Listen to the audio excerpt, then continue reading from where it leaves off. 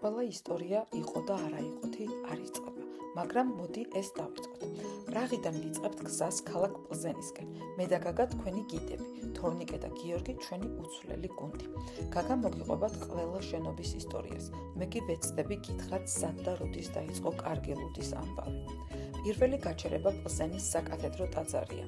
ჩეხეთის ყველაზე მაღალი ტაძარი და ქალაქის მთავარი სიმბოლო. სწორედ ამ ტაძრის კოშკიდან ვნახავთ ქალაქ პლზენს და აი ქალაქი, ჩვენს თვალწინ იშლება, ხედი ულამაზესი. ყველანი აქ ვართ, თითქმის. თორნიკეც კოშკოსეა. უბრალოდ მიწას ისე უყურებს, თითქოს სიმაღლეს საერთოდ არ არსებობს. გაგა უკვე გვიყვება, როდის აშენდა ტაძარი, რამდენჯერ აღადგინეს და აშკარად ისიც იცის, ვინ დადო ბოლო ქვა. შემდეგ ვესტუმრებით ჩეხეთის უდიდეს სინაგოგას, ადგილი, სადაც ქალაქის ისტორია ყველაზე მშვიდად ისმის. და ბოლოს, პლზენის პილსნერის ლუდსახარში, სადაც 1842 წელს დაიბადა პირველი პილსნერი.